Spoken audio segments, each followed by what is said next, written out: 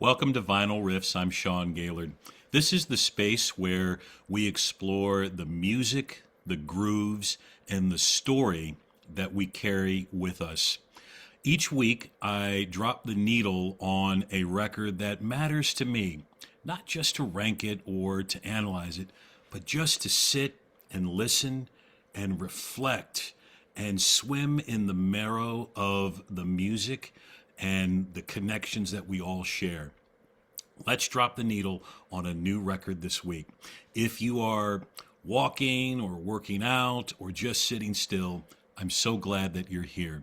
This week, we are going to explore a band that means a whole lot to me. I am an unabashed fan. I believe I am a second generation fan of the Monkees. And I remember growing up during my early childhood in Southern California, watching the Monkees every day, probably around 3 o'clock when I was in kindergarten and first grade on Channel 11.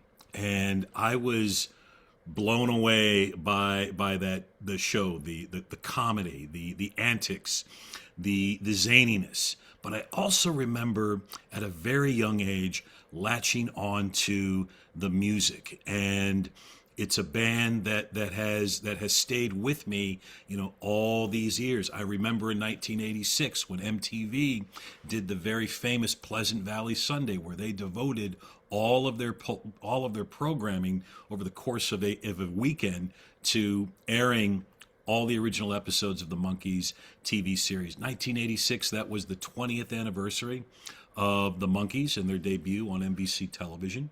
And that was the summer where this particular compilation was everywhere. Then and Now, the best of the Monkees, and you remember the big comeback hit that was then. This Is Now. That was a top 20 hit during that summer, and that was the huge tour where Mickey Dolenz, Peter Tork, and Davy Jones, they reunited and did a wonderful concert. And that was also, was Mike Nesmith, was he going to rejoin? And he did eventually at the conclusion of that tour. But this record was everywhere, and I kind of felt, as somebody who, at the time as a teenager was really into the music of the 60s, and I got all kinds of grief, for that, from my peers. It was good to see that this music was mainstream, being an unabashed Beatles fan as well, and hearing the Monkees being taken seriously. I felt validation, and I felt very much just vindicated, if you will. But this was a great compilation that was around during that time. And, there have been various compilations of the Monkees and various reissues over the years, from record labels such as Rhino Records and Friday Music. And I have a few of them here, which I'll share with you just briefly. This is a fun compilation as well. The Monkees, The Summer of Love, came out in 2017.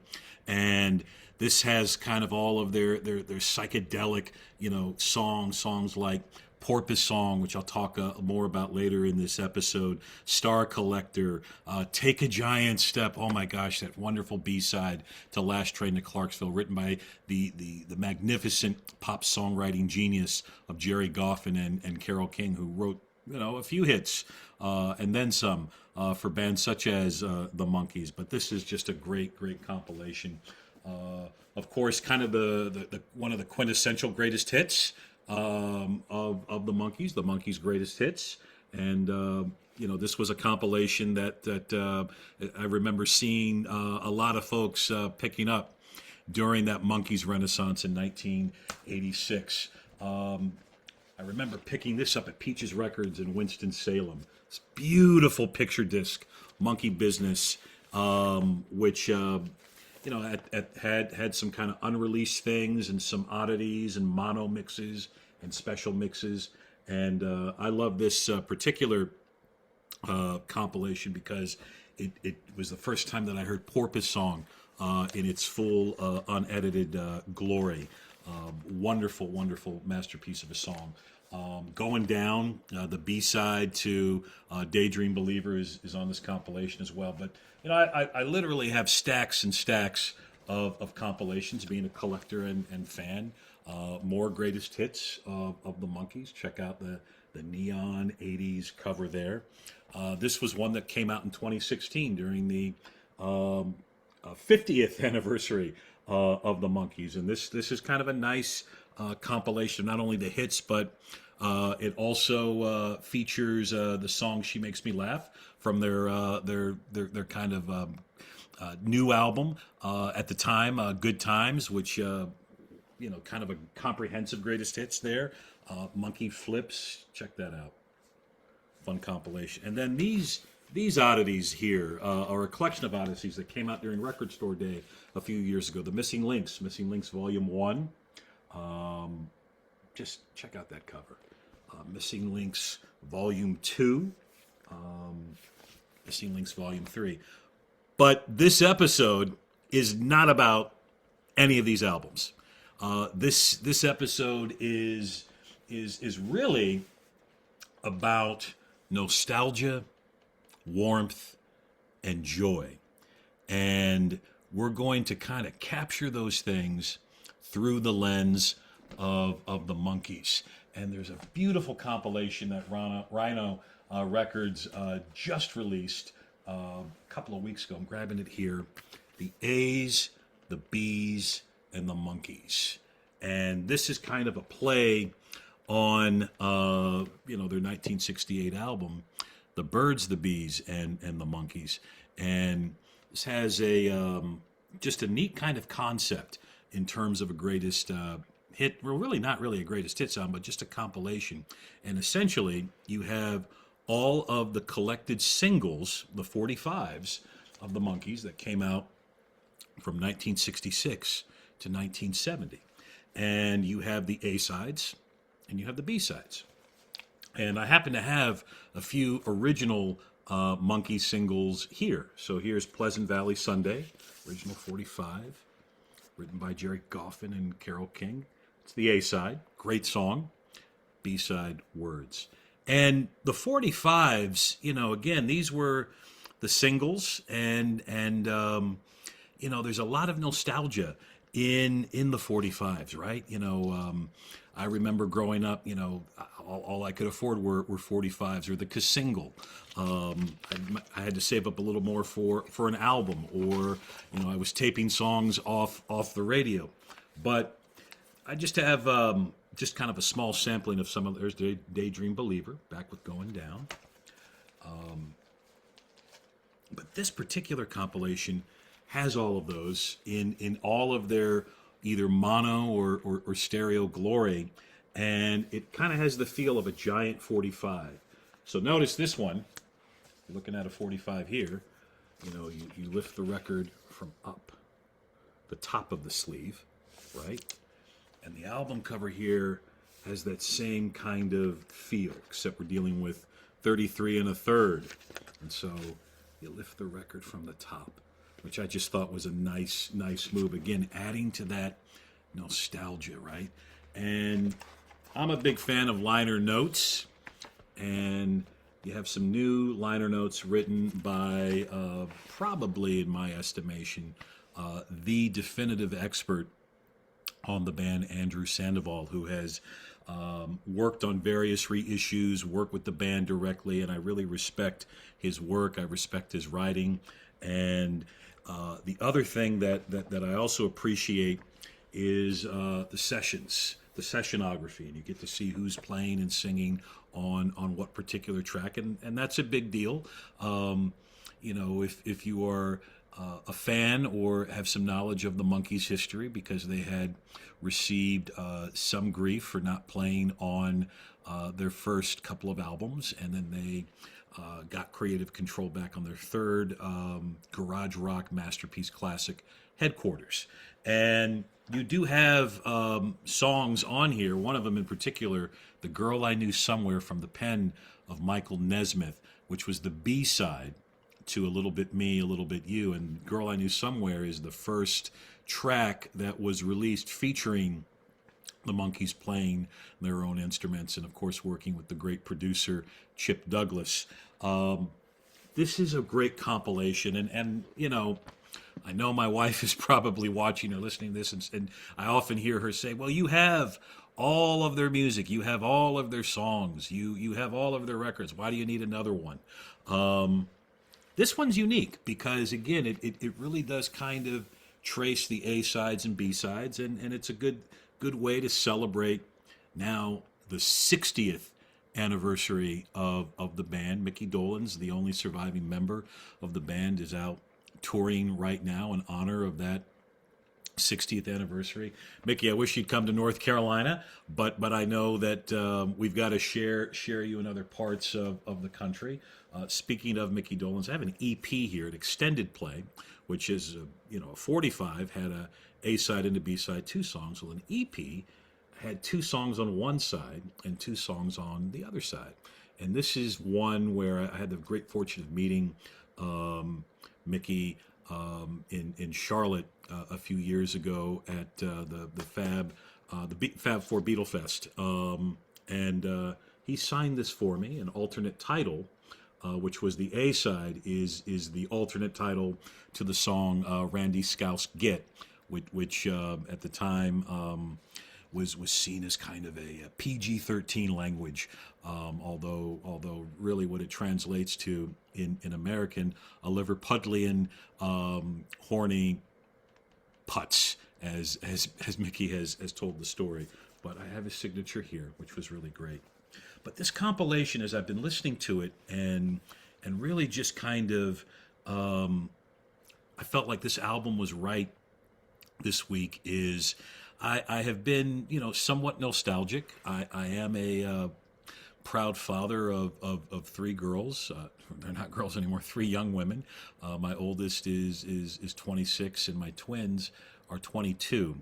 And I remember introducing them to the Monkees. Kind of like the Beatles, the Monkees were required listening in the household, and we would watch the shows, and we would laugh and huddle together. And lately, I've been missing them. We have a bit of an empty nest in our house, and I've really been missing them. And this compilation, when it came out, just kind of hit all those nostalgic feelings of watching the show, singing the songs.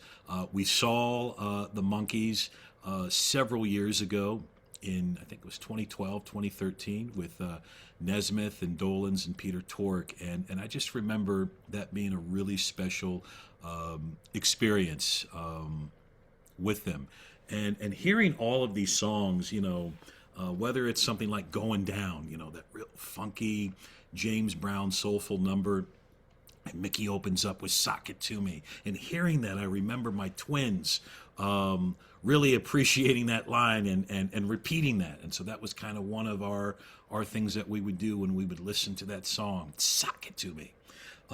Porpoise Song, another beautiful song, which has always been kind of a favorite of mine, even though the song is psychedelic and ethereal and airy, and is probably one of their most grand productions. And Porpoise Song, written by Carole King and Jerry Goffin.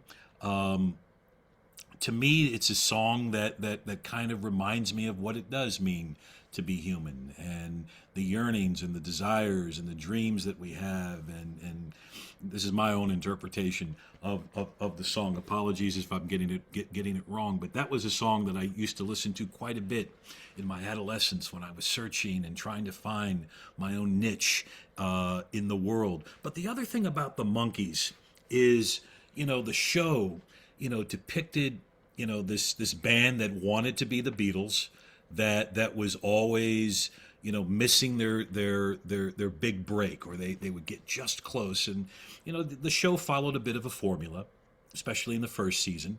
And I just always felt it was cool. There were these four guys, and they drove a monkey mobile, and they lived in a beach house, and they played music together, and they got into all of these fun adventures, and they were funny, and it was fast paced, and there was always a beautiful damsel in distress. Usually the subject of Davy Jones's infatuation, and there was cool music, and it was just kind of this the Monkey Show represented to me this kind of world of freedom, but also brotherhood, camaraderie, and a place where you had a friend and a bandmate to get you out of a situation. And there was great loyalty that was evident in the show. If Peter got in trouble, all three of them pitched in to help. There was some kind of wild situation that they got themselves into. They worked together to save the day, to save the town, or whatever. And that meant a lot to me, especially as an adolescent who didn't necessarily fit in. Was always struggling to find a niche and find a group and to find my own band of monkeys. And in many ways, I got that in various friendships and bands that I was in. But that kind of has made me nostalgic too. A lot of my friends don't live in this state. We're getting older and getting on with our lives, and so listening to this has made me nostalgic for friendships and missed friendships and failed friendships, and the joy that is evident in the grooves of this song. Great pop music from the Brill Building, the early days of the Monkees. You have the songwriting geniuses of folks like Neil Diamond, I'm a Believer, A Little Bit Me, A Little Bit You, the great pop duo of Tommy Boyce and Bobby Hart, writing Last Train to Clarksville, and Valerie, again, great singles, and then of course, Nesmith, in the Monkees, beginning to stretch the band into other territory, like with country rock. And so you have a song like Good Clean Fun and Listen to the Band, songs that kind of foretell the upcoming shift in music, where country and rock are coming together. And then you just kind of have this whimsical kind of flavor in the Monkees. So you have another Nesmith song that was the B-side to Valerie, great pop gem, Valerie, and it's back with Tapioca Tundra. Tapioca Tundra. I mean, how just whimsically psychedelic is that song? And I remember debating with one of my old friends in college, Chris Fisher, about the line. Was it fresh meat at her shoes or freshly tattered shoes? Well, I stand by freshly tattered shoes, and I believe I have the lyrical evidence to back that up. But again, and then of course, The Girl I Knew Somewhere. Man, talk about a song to hear when you're 16 or 17, and you're trying to work up the courage to ask that dream girl of yours out, and you have this just beautifully sublime song that captures a little bit of that angst and a little bit of that uncertainty when you're looking across the high school hallway, and the dream girl walks by, and you realize there goes the girl I knew somewhere. With the beautiful harpsichord solo from Peter Tork, beautiful rhythm guitar from Michael Nesmith, Mickey Dolenz just keeping the beat beautifully on the drums. So there's a lot here that I greatly value and greatly appreciate in the A's, the B's, and the Monkees. And I would say that if you're looking, for that nostalgia, that warmth, and that joy, this is the album for you. Whether you grew up with the Monkees like I did in the 70s and the 80s, or whether you landed on Monkees through the song of the cover of I'm a Believer from Shrek, another movie that I remember seeing with my daughters and enjoying when it first came out. I mean, and how Dad, that's the Monkees, you know, and they knew the song before before the film Shrek, which I thought was kind of cool, not the other way around with some kind of present day fan. So this album is available on compact disc. It's clearly available on vinyl, which I prefer, and you can also stream it as well. And I'll put a link to ordering this album in the show notes. So I want to say to the Monkees, thank you. Thank you for giving me music to enjoy with my daughters.